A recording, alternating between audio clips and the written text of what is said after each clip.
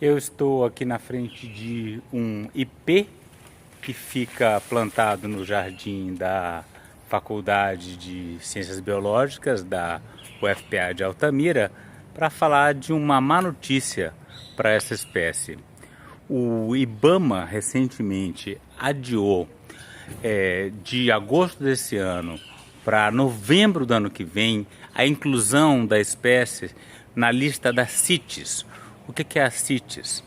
É uma sigla para Convention of International Trade of Endangered Species, o que significa que o controle internacional sobre essa espécie vai ser enfraquecida.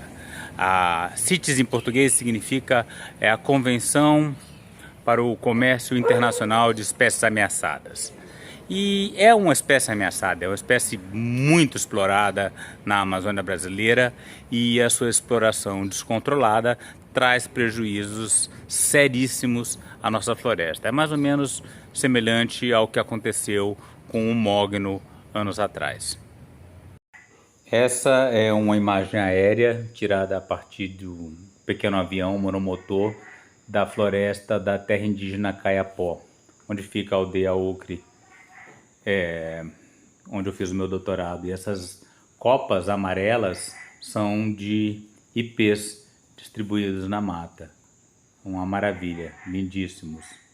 Eu não preciso falar da beleza e da importância do ipê, né, no território brasileiro, porque são árvores bem conhecidas e todo mundo é apaixonado pelos ipês. O ipê, por outro lado, ele tem uma madeira muito trabalhável, de altíssima durabilidade. Então ela aguenta ficar no sol, ela é muito usada para fazer decks como esses que vocês estão vendo. E é por isso que ela atinge imensos valores em mercados como na Europa, no Japão e nos Estados Unidos.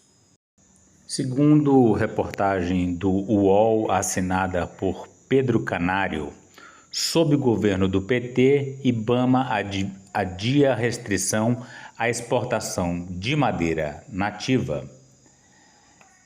O delegado Saraiva, que esteve envolvido na época do governo Bolsonaro com importantes apreensões de madeira, né? Ele trabalhou com a máfia das madeireiras.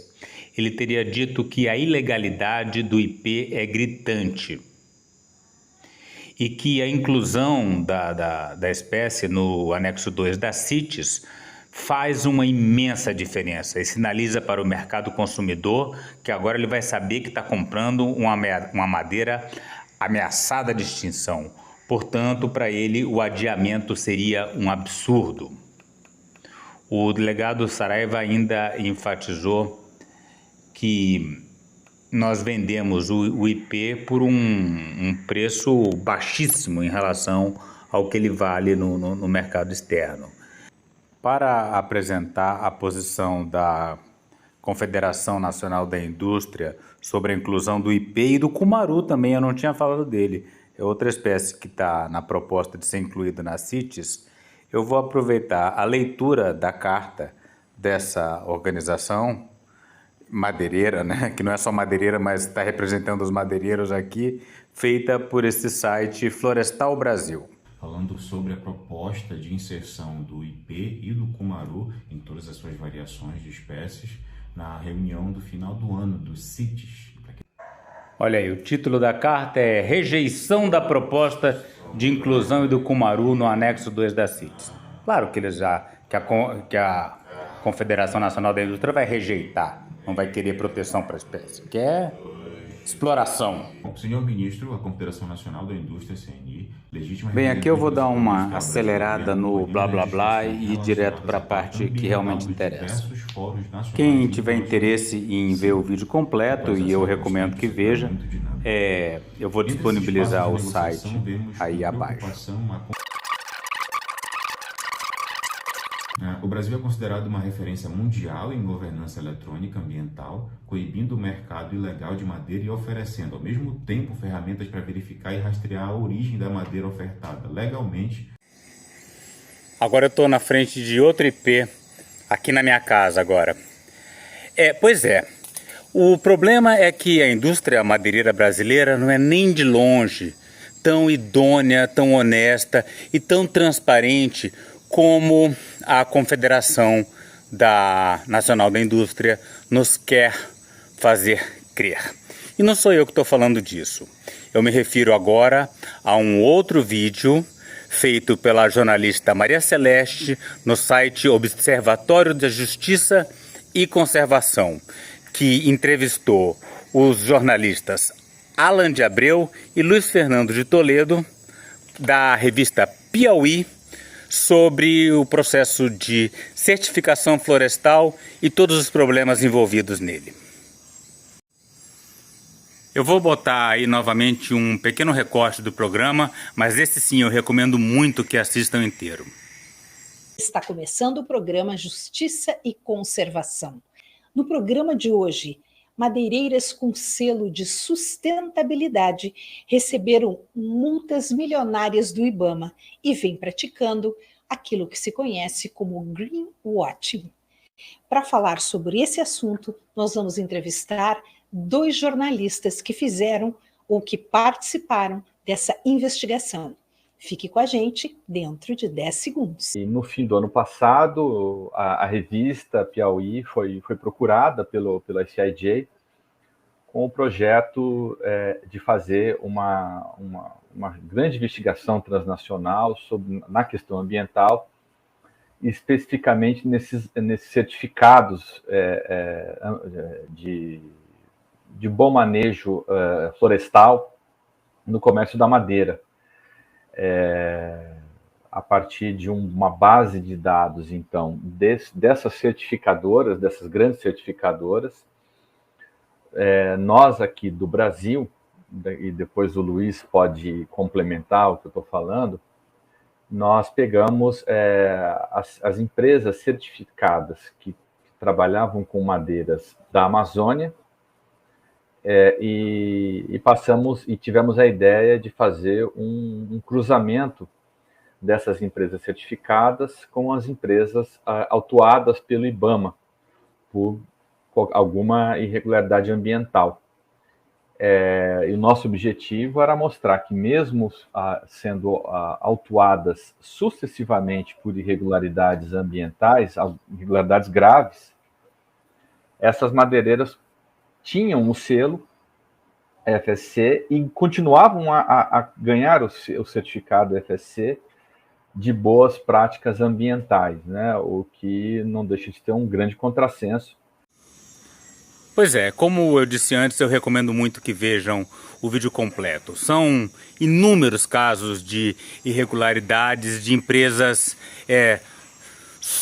certificadas por supostas boas práticas, enquanto cometem vários crimes de invasão de terra indígena, uso de nota fria, enfim, todo tipo de irregularidade. Então, essa história de que o Brasil adota as melhores práticas e, portanto, a gente pode ficar tranquilo e não precisa incluir nem o IP, nem o Cumaru na CITES, está totalmente errado. E uma outra questão é que os 2 repórteres da Piauí, eles fizeram o cruzamento, né, como ele mesmo explicou anteriormente, o cruzamento dos dados de processo de autuações no IBAMA, na Justiça, com os dados das empresas certificadas na CITES. Eles não chegaram a ir ao campo, ver o que de fato está acontecendo lá. E aí sim que a gente começa a encontrar todo tipo de problema. As pessoas falam em manejo sustentável, mas não tem nada de sustentável nesse manejo. Você derruba uma árvore que demora 200, 300, 400 anos para crescer, e o que você vai ter ali é uma floresta que nunca vai se recuperar. Ela vai ficar cheia de cipó, ela vai ficar mais vulnerável ao fogo, ela vai ficar mais vulnerável às mudanças climáticas.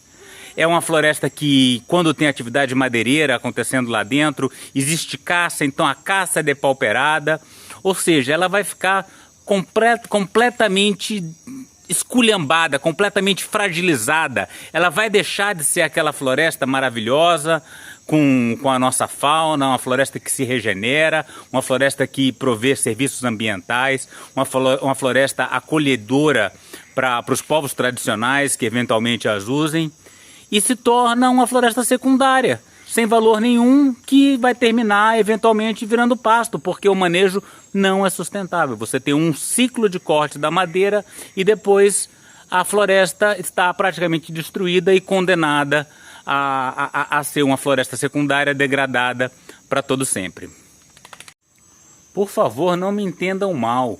Eu fiz campanha forte pelo presidente Lula e, uma vez eleito, fiquei preocupadíssimo com a escolha da ministra do Meio Ambiente.